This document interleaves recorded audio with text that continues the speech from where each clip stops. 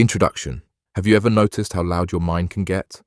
Thoughts rushing in, one after another, each one demanding attention, each one whispering or sometimes shouting something about who you are, what you can or can't do, what tomorrow will look like, or what other people think of you. It's constant, it's relentless, and if you're not careful, it can feel like those thoughts are the ultimate authority on your life.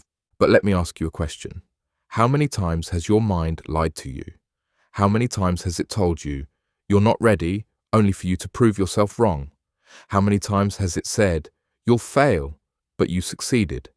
How many times has it told you, they don't like you, only for you to realize later that people admired you far more than you thought? This is the trap. We mistake thoughts for truth. We confuse mental noise with reality. We treat passing clouds as permanent storms. And as long as we do that, we will live small, anxious, and uncertain lives. But freedom comes the moment you realize this simple fact. You don't have to believe everything you think. You are not your thoughts. You are the awareness behind them. You are the sky. They are just the clouds passing through. So, in this next half hour, I want to invite you into a journey into the nature of thoughts, the distortions that trick us, the cost of believing lies, and the power that comes when you step back and reclaim authority over your own mind.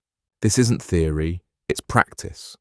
It's something you can start using today, because when you stop automatically believing every thought that pops into your head, you open the door to peace, strength, and possibility.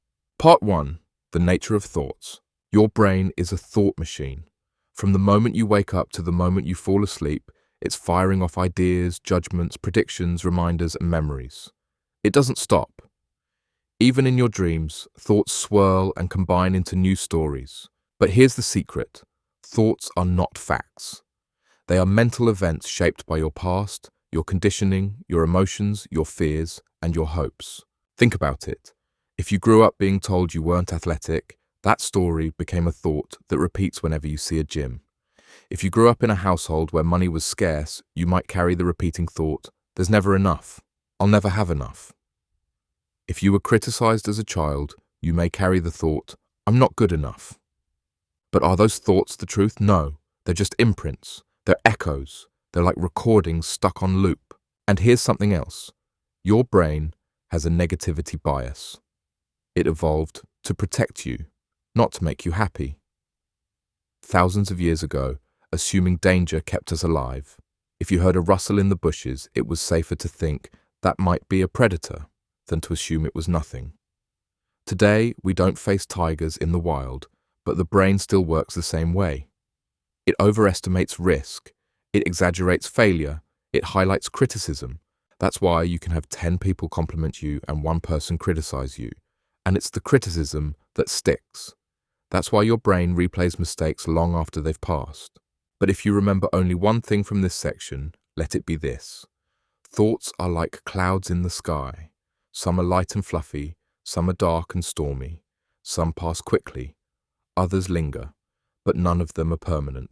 None of them define the sky. And you are the sky. You are the vast, steady awareness in which thoughts come and go. The moment you realize that, you stop being controlled by the noise. You start to see thoughts for what they are, temporary visitors, not eternal truths. Part 2. Common thought distortions. If thoughts are clouds, then some clouds are especially deceptive.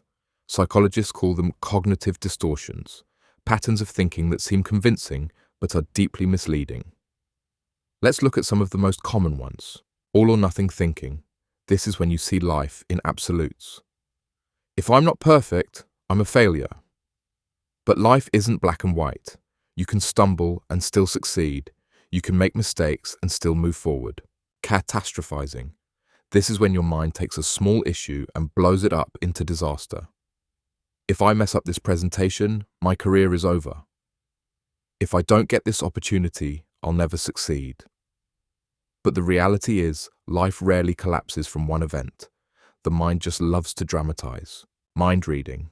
This distortion convinces you that you know what others are thinking. They're probably judging me. She must think I'm stupid. But you don't know. And most of the time, people are too focused on themselves to obsess over you. Fortune telling. This is predicting failure before you even try. This will go badly. I'll never make it. But again, you can't predict the future. You only block yourself when you act as if you can. Labeling. This happens when you attach your identity to one mistake. I didn't succeed. I'm a loser. I messed up. I'm worthless. But mistakes are events, not identities. These distortions sneak into your mind like thieves, and if you believe them, they rob you of confidence, joy, and opportunity. Picture this. You're invited to a party. The distortion of mind reading says, everyone will judge me. So you go in nervous, your body language closed off. People pick up on your hesitation and they don't approach. You leave thinking, see, nobody wanted to talk to me. But the distortion created the reality. Or imagine you're about to start a new project. Catastrophizing whispers. You'll fail. It'll be a disaster. So you procrastinate, avoid the work, and end up rushing. The result is sloppy, reinforcing the thought. These distortions are powerful, but only if you believe them. Once you see them for what they are, they lose their grip. Part 3. The cost of believing every thought. So, what happens if you believe everything your mind tells you? The cost is high, higher than most people realize. First, it steals your peace. If you never question your thoughts, you're dragged along by every fear, every worry, every doubt. Your nervous system lives in overdrive, always reacting as if danger is near. Second, it feeds anxiety. Thoughts like, what if I fail? What if they don't like me? What if I'm not good enough? Can loop endlessly, creating stress out of thin air. Third, it fuels depression. Thoughts like, I'll never change, nothing ever works out for me, create a sense of hopelessness. And the more you believe those thoughts, the deeper the sadness feels. Fourth, it limits your potential. How many dreams have died because someone believed a thought like, I can't do it? How many relationships never started because someone believed, I'm not lovable? How many opportunities were missed because someone believed, it's impossible? Believing every thought is like wearing glasses with dirty, cracked lenses. The world looks distorted and you assume that's reality, but it's not. It's just the lens. Clean the lens and the world looks different. And here's the hardest truth. When you believe untrue thoughts, you don't just suffer, you shrink. You live smaller than you're meant to live. You build walls around yourself made of fears and lies. You settle for less, not because less is all you deserve, but because your thoughts convinced you that was all you could have. That's the cost, and it's too high. Part 4, how to question your thoughts. So, how do you fight back? How do you stop being a prisoner of your own mind? You learn to question your thoughts. Here's a simple practice. When a thought comes up, ask, is this true? And then ask, can I absolutely know it's true? Often, the answer is no. Take the thought, I'll never succeed.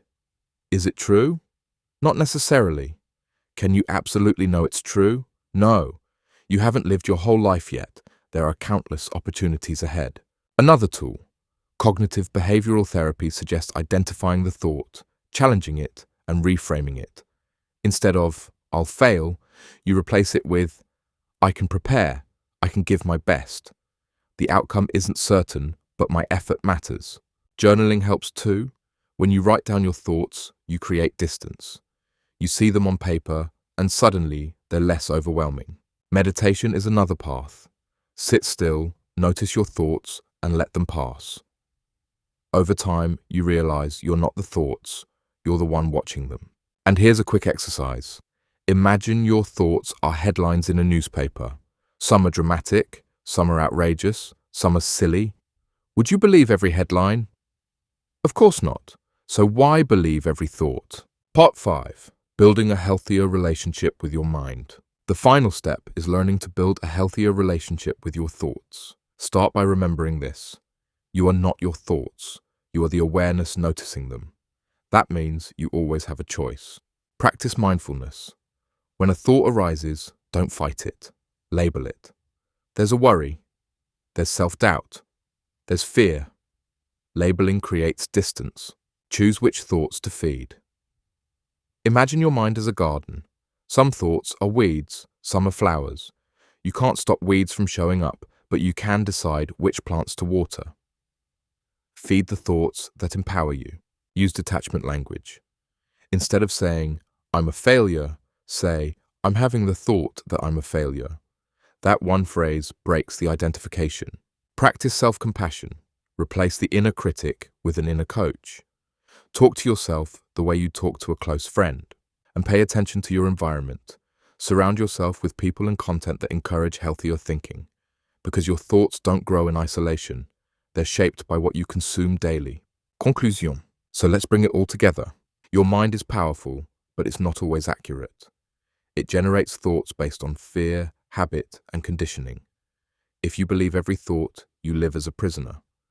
But the moment you realize you don't have to believe them, you become free. You are not your thoughts. You are the awareness behind them. You are not the clouds. You are the sky. You are not the headlines. You are the reader. You are not the stories. You are the author.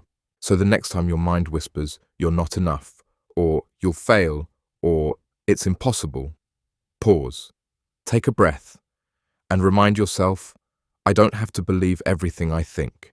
That is where freedom begins. That is where peace begins. That is where strength begins.